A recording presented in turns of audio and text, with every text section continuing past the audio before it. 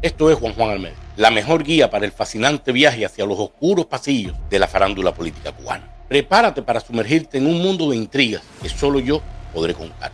En este podcast seremos los exploradores incansables de la información privilegiada, desentrañando los misterios que rodean a los protagonistas de la escena política de Cuba, desde figuras influyentes hasta los secretos más celosamente guardados.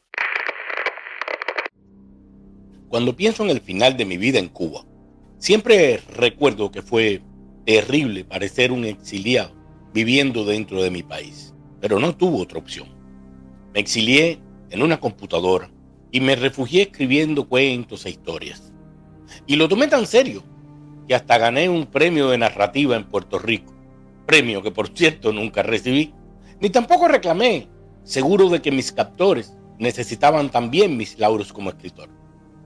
Una mañana de julio de 2007, recibí una desagradable citación telefónica que me obligó a visitar las instalaciones de control interno del Ministerio del Interior, conocidas como La Casona, y que se encuentra ubicada en un antiguo chalet que hay detrás de Cien y Aldabó y donde solo ofrecen servicios de interrogatorio VIP para personas VIP. Llegué temprano, me hicieron pasar a una sala en la que ya me habían interrogado en ocasiones anteriores. Recuerdo bien que la sala estaba bastante regada, los ceniceros estaban calientes, y había cenizas de cigarro y restos de tierra por el suelo. No había que ser brillante para entender que una reunión había tenido lugar en ese mismo lugar minutos antes. Después de la acostumbrada espera, apareció mi acostumbrado compañero, el entonces coronel Loisí Rodríguez Rodríguez. Y no lo llamo compañero por usar ese término vulgar con el que la revolución nos disminuye. Digo compañero porque si en algo se convirtió ese señor, fue precisamente mi compañero de burla.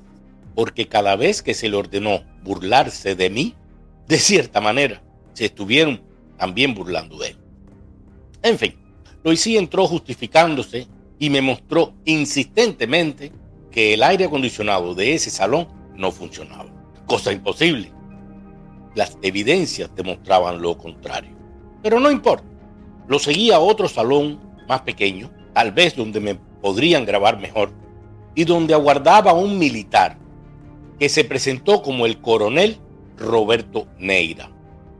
Roberto era un hombre obeso, evidentemente sedentario, con cara de ángel bonachón, piel muy blanca, pelo cano y unos ojos negros que hacían contraste tan perfecto con sus cachetes rosados que le daba aire de matrioshka ruso.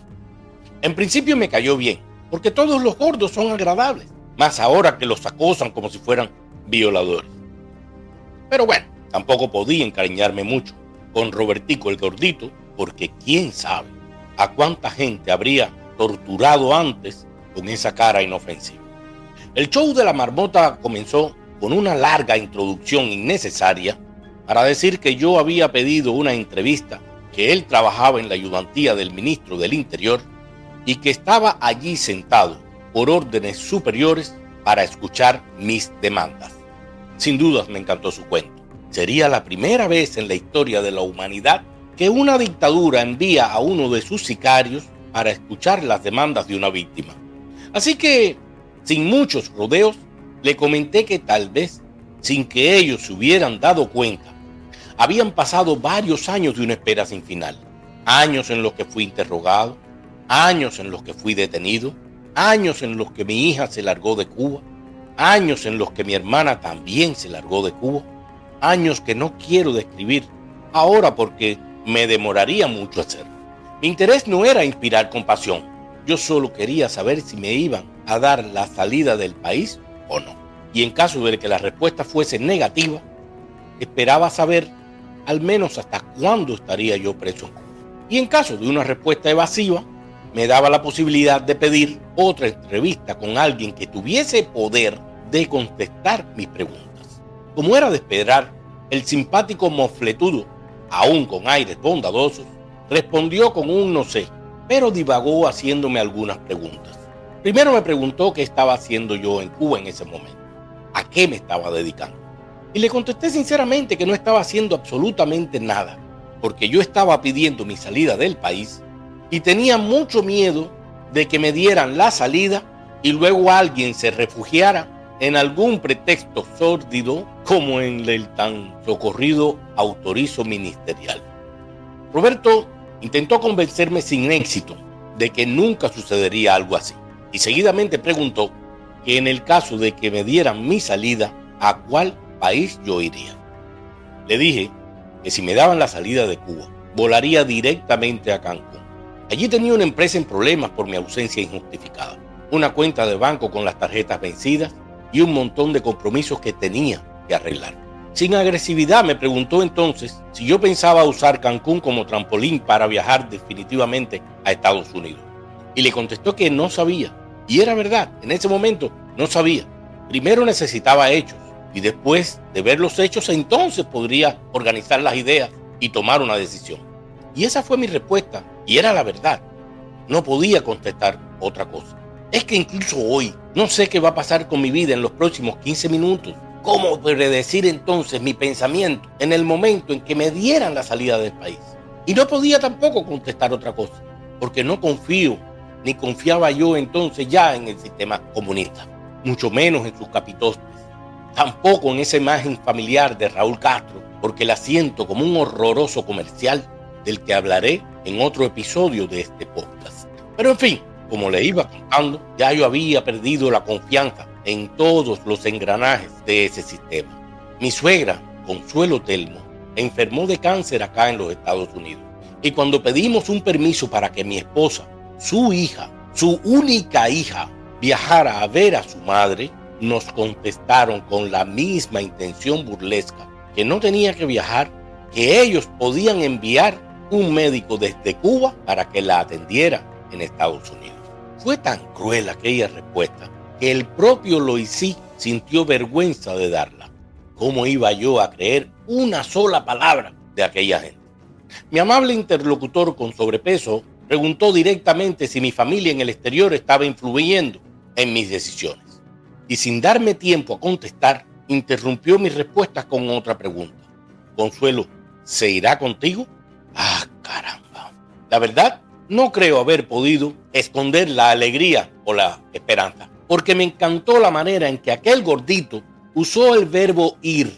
Quizás por eso perdí el control. Solté sin querer una sonrisa al contestarle que sí, que Consuelo sí iría conmigo. Y en ese momento, Roberto cerró su agenda y dio por terminada nuestra conversación. Y me acompañó hasta la puerta de esa unidad, donde me esperaba Consuelo y los presenté. Consuelo y yo salimos de allí en mi auto, intentando sacar conclusiones. Y la primera conclusión llegó muy rápido. Nuevamente teníamos los autos del chequeo del Ministerio del Interior pisando nuestros talones. Y eso ya nos daba igual, porque ya la desesperación, el miedo y la desestabilización que provocan ese tipo de persecuciones no podía hacernos perder más de todo lo que ya habíamos perdido. A esas alturas del juego ya habíamos perdido a nuestra hija, la libertad, la vida alegre, la casa, en fin. Nos habían arrancado todo y no nos habían dejado ni siquiera la posibilidad de saber si algún día podríamos recuperar algo de lo que nos habían robado. Consuelo y yo sabíamos perfectamente bien que si me daban la salida teníamos que salir juntos de aquel país que ya se nos había convertido en una gigantesca ratonera. Mire usted, creo haber contado antes que a mi hermana Beatriz Almeida García fue autorizada a marcharse de Cuba. Y en lo que en su momento nos pareció un perfecto desenlace, solo fue una medida operativa para actuar más fácilmente sobre mi inocente sobrina. Sí, mi sobrina Brelin en ese momento estudiaba medicina en Cuba y se alistó en un posgrado para ser intensivista y terminar sus prácticas en Venezuela. Todos sus condiscípulos terminaron el curso y marcharon. Mi sobrina también terminó, pero no le contestaron de inmigración y extranjería y tuvo que quedarse en Cuba, viviendo en su propio limbo profesional. Recuerdo que muchos la miraban apenados y otros tantos se escudaron en frases tontas como es una decisión de arriba. Recuerdo que el día de su graduación, todos sus condiscípulos, con los que compartió pupitres por 6 años, también compartieron alegrías. Y solo faltaron al emotivo encuentro mi sobrina y sus familiares porque nunca fueron invitados. Me dolió mucho ver llorar a mi sobrina. Lloró por indefensión, por impotencia, Lloró porque se sintió pisoteada y por mucho que la consolamos, lloró por la falta de su madre. Sí, la división familiar. Precisamente por eso, yo sabía perfectamente que si me daban la salida, tenía que ser con consuelo. En fin, el tiempo pasó y como las respuestas de Robertico el Gordito nunca llegaron a tiempo, decidí ir yo por ellas y me personé en la ventanilla de control de pases del Ministerio del Interior para intentar localizarlo. Allí me atendió una señora cincuentona que estaba ocupada comiéndose un pedazo de pan y cuando le pregunté por el coronel Roberto Neira, escondió su pan, levantó el auricular de su puesto de trabajo y comenzaron las sorpresas. El coronel Roberto Neira, gordito, blanquito y canoso, no existía entre los funcionarios de la ayudantía del ministro del Interior. Solo cabían entonces conclusiones esotéricas. Tal vez Roberto Neira ya no era gordito. Tal vez Roberto Neira ya no era blanquito. Tal vez Roberto Neira ya no era canoso. Tal vez Roberto Neira no se llamaba Roberto ni se apellidaba Neira. O tal vez yo había tenido uno de esos inexplicables encuentros de tercer tipo con algún ser extraterrestre. Solo una cosa me había quedado muy clara. La panadería del Minín tenía que ser muy buena y la familiaridad de Raúl Castro era tan falsa como el currículum laboral de Mariela Castro. Pero esa es otra historia y te la cuento otro día. Ha sido un verdadero placer desentrañar los secretos de la farándula política cubana. Si deseas seguir explorando los entresijos del poder, encuéntrenos en Facebook, X, YouTube, Spotify y todas las redes sociales. Suscríbete, sugiere temas, comenta y comparte, porque los más jugosos secretos del poder solamente se comparten con los oyentes más leales. Hasta otro próximo, con Juan Almeida.